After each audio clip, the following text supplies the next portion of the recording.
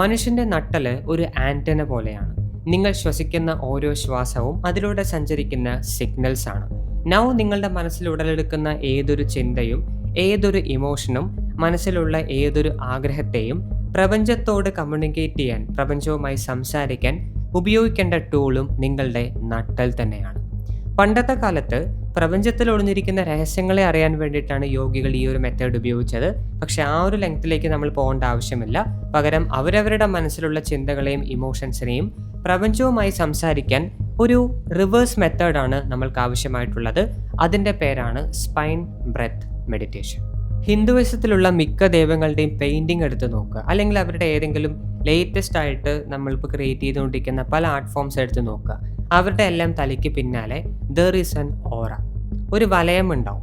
അതേപോലെ തന്നെ ഏറ്റവും പ്രഗത്ഭരായ പല യോഗികളുടെയും സിദ്ധന്മാരുടെയും പെയിൻറ്റിങ്സോ ഫോട്ടോസോ എടുത്താൽ എഡിറ്റ് ചെയ്തിട്ടാണെങ്കിലും അവരുടെ തലയുടെ പിന്നാലെ ദർ ഈസ് എ ഗ്ലോ. അത് പല കളേഴ്സ് ഉണ്ടാവും. യെല്ലോ ഉണ്ടാവും, ബ്ലൂ ഉണ്ടാവും, വയലറ്റ് ഉണ്ടാവും, ഒരു ഗോൾഡൻ ഉണ്ടാവും. മെനി ടൈപ്സ് അവിടെ അവൈലബിൾ ആയിരിക്കും. ഇത് സൂചിപ്പിക്കുന്നത് അവർ ദൈവമാണ് എന്നുള്ളൊരു ഡയറക്റ്റ് ആയിട്ട് സിംബോളിസം മാത്രമല്ല, അവർക്ക് എന്തോ ഒരു പ്രത്യേകതയുണ്ട് എന്നുള്ളത് മാത്രമല്ല, അവരുടെ സ്പൈൻ, നട്ടല് പരിശുദ്ധമായിരിക്കുകയാണ്. അതിലൂടെ എനർജികൾ യൂണിവേഴ്സിലേക്കും യൂണിവേഴ്സിൽ നിന്ന് നേരിട്ട് ആ സ്പൈനിലൂടെ അവരിലേക്കും കോൺസ്റ്റൻ്റ് ആയിട്ട് there is a pure energy flow.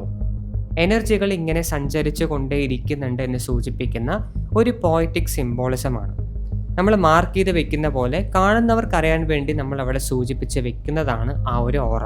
ദൈവങ്ങൾക്ക് മാത്രമല്ല, യോഗികൾക്കും സിദ്ധന്മാർക്കും ഋഷികൾക്കും എല്ലാവർക്കും നമുക്കിത് കാണാൻ സാധിക്കും. ഇനി അവരെ പോലെ ആവണമെന്ന് നിർബന്ധമൊന്നുമില്ല. നമ്മളുടെ കാര്യം തന്നെ എടുക്കാം. ജനിക്കുന്ന സമയത്ത് അമ്മയുടെ വയറ്റിൽ നമ്മൾക്ക് എവിടെ നിന്നാണ് ന്യൂട്രീഷൻ ലഭിക്കുന്നത്? പൊക്കിൾക്കൊടി. ഈ പൊക്കിൾക്കൊടി എവിടെ കണക്റ്റ് ആയിരിക്കുന്നത്? അമ്മയിലേക്ക്. ഇതേ സാധനം എന്തിനാണ് നമ്മൾക്ക് ഈ പൊക്കിൾക്കൊടി? ഫിസിക്കൽ ബെനിഫിറ്റ് ആണ്, അല്ലേ? നമ്മൾക്ക് ആവശ്യമുള്ള ന്യൂട്രീഷൻ, ശരീരം വളരാനും ആ ജീവൻ അതിൻ്റെ പൂർണ്ണതയിൽ എത്താൻ വേണ്ടിയിട്ടാണ് ഈ ഒരു വയറിങ് സംഭവിക്കുന്നത്. നമ്മൾ പുറത്ത് വന്നു കഴിഞ്ഞാൽ പിന്നെ അതിൻ്റെ ആവശ്യമില്ല. നമ്മളാണ് ഫിസിക്കാലിറ്റി പിന്നെ കെയർ ചെയ്യുന്നത്. അപ്പോൾ അതവർ കട്ട് ചെയ്തിട്ട് നമ്മൾ തന്നെ പിന്നെ ഒറ്റയ്ക്ക് അത് വളർന്ന് ഈ പറഞ്ഞ ഒരു അവസ്ഥയിലേക്ക് എത്തിച്ചേരും.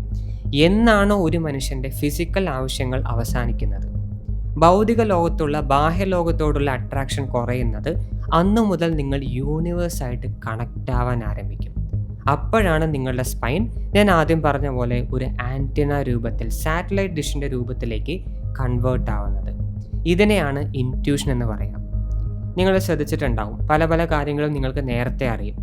ഒരു സംഭവം നടക്കാൻ പോകുന്നു, പെട്ടെന്ന് സ്വപ്നം പോലെ കാണും, അല്ലെങ്കിൽ മനസ്സിലൊരു തോന്നൽ വരും, അത് നടക്കും. ഇങ്ങോട്ട് പോകൂ എന്ന് തോന്നൽ വരും, അങ്ങോട്ട് പോയാൽ അവിടെ എന്തെങ്കിലും നല്ല കാര്യം ഉണ്ടാവും. ഇത് ചെയ്യണ്ടെന്ന് പറയും, ചെയ്യാതിരുന്ന് കഴിഞ്ഞാൽ അപ്പോഴും നിങ്ങൾക്ക് ഏതെങ്കിലും ഒരു കാര്യത്തിന് രക്ഷപ്പെട്ടുണ്ടാവും. പക്ഷെ ധിക്കരിച്ചാലോ നെഗറ്റീവായിട്ട് കാര്യങ്ങൾ സംഭവിക്കുക. ഇത് യൂണിവേഴ്സായിട്ട് നിങ്ങൾക്കൊരു കണക്ഷൻ ഉള്ളത് കൊണ്ട് നടക്കുന്നതാണ്. പലരും ഇൻറ്റ്യൂഷൻ എന്ന വാക്ക് കൊടുക്കുന്നുണ്ട്. ആ ഇൻറ്റ്യൂഷൻ്റെ വർക്കിംഗ് ഇങ്ങനെയാണ്. സംഹൗ നിങ്ങൾക്ക് ഫിസിക്കൽ ബോഡിയേക്കാളും പുറത്തേക്ക് പ്രപഞ്ചം എന്ന ഈ എനർജി ആയിട്ട് നട്ടെല്ലിലൂടെ കണക്ട് ചെയ്യാൻ നിങ്ങൾക്ക് അറിയുന്നുണ്ട്. സബ് കോൺഷ്യസ് ആയിരിക്കും, പക്ഷെ എന്നാലും നിങ്ങൾ പ്രപഞ്ചമായിട്ട് കണക്റ്റഡ് ആണ്. അതുകൊണ്ടാണ് ഇത്തരം മെസ്സേജുകൾ അങ്ങോട്ടും ഇങ്ങോട്ടും സഞ്ചരിച്ചു കൊണ്ടിരിക്കുന്നത്. ഓക്കെ, നൗ ഇത് ബേസിക് ഫോം ഓഫ് കമ്മ്യൂണിക്കേഷൻ ആണ്. ഇൻറ്റ്യൂഷൻ എന്ന് പറയുന്നത് വളരെ ബേസിക് ആയിട്ടുള്ളൊരു കമ്മ്യൂണിക്കേഷൻ ഫോമാണ്. ഇത് അഡ്വാൻസ് ആക്കാൻ, നിങ്ങളുടെ ആഗ്രഹങ്ങൾ സമർപ്പിക്കാനും, ഇനി അല്ല നിങ്ങൾക്ക് ആഗ്രഹങ്ങളൊന്നും സമർപ്പിക്കേണ്ട, പ്രപഞ്ചമായിട്ട് ടൈം സ്പെൻഡ് ചെയ്താൽ മതി, അതിനോട് സംസാരിച്ചാൽ മതി എന്നാണെങ്കിൽ പോലും ഇതിനേക്കാളും കുറച്ചുകൂടെ ഇംപ്രൂവ്ഡ് ആയ ഒരു മെത്തേഡാണ് ആവശ്യമുള്ളത്. അതിൻ്റെ പേരാണ് സ്പൈൻ ബ്രെത്ത് മെഡിറ്റേഷൻ.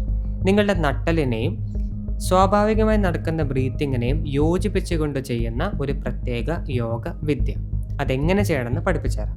ഈ മെഡിറ്റേഷൻ എപ്പോഴും എംപ്റ്റി സ്റ്റൊമക്കിലാണ് ചെയ്യേണ്ടത്. ഭക്ഷണമൊന്നും ഉണ്ടാവാൻ പാടില്ല. ഒന്നില്ലെങ്കിൽ ഭക്ഷണം കഴിക്കുന്നതിന് 2 മണിക്കൂർ മുൻപ്, അല്ലെങ്കിൽ ഭക്ഷണം കഴിച്ചു കഴിഞ്ഞ് 2 മണിക്കൂറിന് ശേഷം എംപ്റ്റി സ്റ്റൊമക്ക് ആയിരിക്കണം. നിങ്ങൾ എപ്പോഴും രാത്രി സമയം ഇതിനു വേണ്ടി തിരഞ്ഞെടുക്കുക. ദെൻ നിങ്ങൾക്ക് ഇഷ്ടമുള്ള ഏതെങ്കിലും ഒരു ഡയറക്ഷൻ, ഈസ്റ്റ് വെസ്റ്റ് അങ്ങനെ ഒന്നും പറയുന്നില്ല, നിങ്ങൾക്ക് ഇഷ്ടമുള്ള ഏതെങ്കിലും ഡയറക്ഷൻ നോക്കി താഴെ സമാധാനത്തിൽ, ആരും ശല്യമില്ലാത്ത രീതിയിലിരിക്കുക. ഓപ്പൺ സ്കൈ കാണാൻ പറ്റുന്ന, നിങ്ങൾക്ക് നിങ്ങളുടെ തലയ്ക്ക് മീതെ ഓപ്പൺ സ്കൈ ആയിരിക്കണം. കവറിംഗ് ഒന്നും ഇല്ലാത്ത സ്ഥലത്താണെങ്കിൽ കുറച്ചുകൂടെ ബെറ്റർ ആയിരിക്കും. സോ സ്പൈനും അങ്ങോട്ടും കണക്ട് ചെയ്യാൻ there is an easy way, അതുകൊണ്ട് അങ്ങനെ പറയുന്നത്. ശേഷം താഴെ ഇരിക്കുക. നട്ടല് നിവർത്തി തന്നെ വെക്കണം. 2 കൈകളും കോർത്ത് പിടിക്കുക. ഇവിടെയൊന്നും സ്ട്രിക്റ്റ് ആയിട്ട് റൂളില്ല. ശേഷം കണ്ണടച്ചിട്ട് ഒരു 5 മിനിറ്റ് നേരത്തേക്ക് നിങ്ങളുടെ സ്വാഭാവികമായ ശ്വാസത്തെ ശ്രദ്ധിക്കുക. യാതൊരു കോൺസെൻട്രേഷനും ആവശ്യമില്ല, മുൻപരിചയം ആവശ്യമില്ല, നിങ്ങളൊന്നും പ്രത്യേകിച്ച് ചെയ്യേണ്ട ആവശ്യമില്ല. മനസ്സിലൂടെ തോട്ട്സും ഇമോഷൻസും വന്നാൽ വന്നോട്ടെ, ഒരു തെറ്റുമില്ല. സ്വാഭാവികമായ ബ്രീത്തിങ്ങിനെ മാത്രം ശ്രദ്ധിക്കുക ഒരു 5 മിനിറ്റ് നേരത്തേക്ക്. അതിനുശേഷം 6ാമത്തെ മിനിറ്റ് മുതൽ, ഇത് മെഷറൊന്നും ചെയ്യേണ്ട കേട്ടോ, ഞാൻ ഏകദേശം പറഞ്ഞാണ്. അതിനുശേഷം നിങ്ങളുടെ നട്ടലിൽ ഫോക്കസ് ചെയ്യുക. സ്പൈനിൽ ചെറുതായിട്ട് നിങ്ങളുടെ മനസ്സിൻ്റെ അറ്റൻഷൻ കൊണ്ടുവരാം. അതിനൊപ്പം നിങ്ങളുടെ ബ്രീത്തിങ്ങിലേക്കും അറ്റൻഷൻ കൊണ്ടുവരാം. ആദ്യം ബ്രീത്തിങ്ങിൽ മാത്രമായിരുന്നു, ഇപ്പോൾ ബ്രീത്തിങ് പ്ലസ് നിങ്ങളുടെ സ്പൈനിലേക്കും ഫോക്കസ് ഒരുമിച്ച് കൊണ്ടുവരണം. ഇങ്ങനെ ഒരു 5 മിനിറ്റ് നേരത്തേക്ക് കണ്ടിന്യൂ ചെയ്യാം. അടുത്ത 5 മിനിറ്റ് നേരത്തേക്ക് നിങ്ങൾക്ക് പ്രപഞ്ചമായി സംസാരിക്കാനുള്ള ഏതൊരു കാര്യത്തെയും മനസ്സിൽ ഒരു ഫ്രണ്ട് എന്ന പോലെ യൂണിവേഴ്സുമായി കമ്മ്യൂണിക്കേറ്റ് ചെയ്യുക.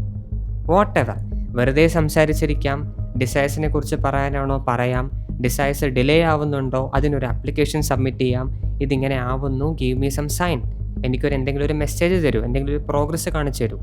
ഓർ സ്റ്റക്ക് ആണെങ്കിൽ എന്തുകൊണ്ടാണ് സ്റ്റക്ക് എന്ന് കാണിച്ചു തരൂ, ഞാൻ എന്താണ് ഇമ്പ്രൂവ് ചെയ്യേണ്ടത്, എൻ്റെ ഏത് കപ്പാസിറ്റിയാണ് ഞാൻ കൂട്ടേണ്ടത്. അങ്ങനെ ട്രൈ ടു കമ്മ്യൂണിക്കേറ്റ്. അവിടെ യാതൊരു മടിയും കൂടാതെ ഉള്ള എല്ലാ കാര്യങ്ങളും ഒരു ഫ്രണ്ട് എന്ന പോലെ just share everything with universe. This is spine breath meditation. Very very simple. കാര്യം കമ്മ്യൂണിക്കേറ്റ് ചെയ്ത് കഴിഞ്ഞാൽ കണ്ണ് തുറക്കുക, നിങ്ങൾ അവിടെ നിന്ന് എണീറ്റ് പോവുക. പിന്നെ അതിനെക്കുറിച്ച് ചിന്തിക്കാൻ പാടില്ല. Let go of that meditation. ഇത് നിങ്ങൾക്ക് വേണമെങ്കിൽ ഡെയിലി ആവർത്തിക്കാം, അല്ലെങ്കിൽ ആഴ്ചയിൽ ഒരിക്കൽ മാത്രം ഉറപ്പിക്കാം, അല്ലെങ്കിൽ ബെസ്റ്റ് എഫക്റ്റിന് വേണ്ടി ഫുൾ മൂൺ ഡേ കലണ്ടറിൽ എവിടെയാണെന്ന് നോക്കുക, അതിനൊരു 4 ദിവസം മുൻപ് ചെയ്യാം. ഫുൾ മൂൺ ഒരു 4-ാം തീയതി ആണെന്നുണ്ടെങ്കിൽ നിങ്ങളൊരു 31-ാം തീയതി, അല്ലെങ്കിൽ ഫെബ്രുവരി ഒക്കെ ആണെങ്കിൽ 28, 29-ാം തീയതിയൊക്കെ നിങ്ങൾ ചെയ്യാം. ഓക്കെ, ഫെബ്രുവരി 29, 28 എങ്ങനെ വേണമെങ്കിൽ വരാമല്ലോ. 29 ഈവൻ സംടൈംസേ വരുള്ളൂ, 28 എപ്പോഴും ഉണ്ടാവും. ഞാൻ പറയുന്നത് മനസ്സിലായി വിചാരിക്കുന്നു. There is A full moon on 4th എന്നാണെങ്കിൽ അതിൻ്റെ 4 ദിവസം മുൻപ്, അപ്പോഴാണ് നിങ്ങൾ ഈ മെഡിറ്റേഷൻ ചെയ്യേണ്ടത്. ഇത് പെർഫെക്ഷന് വേണ്ടി പറഞ്ഞു എന്നേ ഉള്ളൂ. നിങ്ങൾക്ക് എപ്പോൾ വേണമെങ്കിലും ഈ മെഡിറ്റേഷൻ ചെയ്യാം, യാതൊരു റെസ്ട്രിക്ഷനും ഇല്ല. ഇതുകൊണ്ട് വരുന്ന ഗുണങ്ങൾ എന്താണ്? സ്റ്റക്ക് എന്ന് പറയുന്ന അവസ്ഥ, എനിക്ക് ഗൈഡൻസ് കിട്ടുന്നില്ല, എനിക്കൊരു ഒറ്റപ്പെടൽ ഫീൽ ചെയ്യുന്നു, എനിക്ക് എൻ്റെ മനസ്സിലുള്ള കാര്യങ്ങളെ ആരോടും പറയാൻ സാധിക്കുന്നില്ല എന്നുള്ളവർ മസ്റ്റായിട്ടും ചെയ്യേണ്ട ഒരു കാര്യമാണ് സ്പൈൻ ബ്രെത്ത് മെഡിറ്റേഷൻ. നിങ്ങൾ ആദ്യം തന്നെ ഒന്ന് മര്യാദയ്ക്ക് ചെയ്തു കഴിഞ്ഞാൽ ഈ പറഞ്ഞ ഒറ്റപ്പെടൽ അതോടെ അവസാനിക്കും. പെട്ടെന്ന് നിങ്ങൾക്കൊരു ഫ്രണ്ടുള്ള പോലെ, കൂടി ഒരു ഗൈഡുള്ള പോലെ അനുഭവിക്കാൻ സാധിക്കും. കാരണം എന്താ? This establishes A connection. നിങ്ങളും നിങ്ങളുടെ മനസ്സും നിങ്ങളുടെ എനർജിയും പ്രപഞ്ചവുമായിട്ട് ഒരു കണക്ഷൻ സ്ഥാപിക്കപ്പെടുകയാണ്. എപ്പോഴും സംസാരിക്കാൻ പറ്റുന്ന ഒരു പാലം പണിയാണ്. വാട്സപ്പ് പോലെ തന്നെ, പക്ഷേ യൂണിവേഴ്സിൻ്റെ ഒരു മെസ്സേജിലേക്കാണ് നമ്മൾ അയക്കുന്നത്. അത്ര ഡിഫറൻസ് ഉള്ളൂ. ക്ലിയർ? അപ്പോൾ ഇന്ന് തന്നെ ട്രൈ ചെയ്യുക. ദെൻ ട്രൈ ചെയ്ത ശേഷം കഴിയുമെങ്കിൽ നിങ്ങൾക്ക് എന്ത് ഫീലായി എന്നുള്ളത് ഇവിടെ കമൻറ്റ് സെക്ഷനിൽ അറിയിക്കാൻ ശ്രമിക്കുക. നിങ്ങൾക്ക് ഏതെങ്കിലും ടോപ്പിക് സജഷൻ ഉണ്ടെങ്കിലും അത് കമൻറ്റ് സെക്ഷനിൽ രേഖപ്പെടുത്താം. ഞാൻ പുതിയതായിട്ട് വീഡിയോ ചെയ്യാൻ ശ്രമിക്കാം.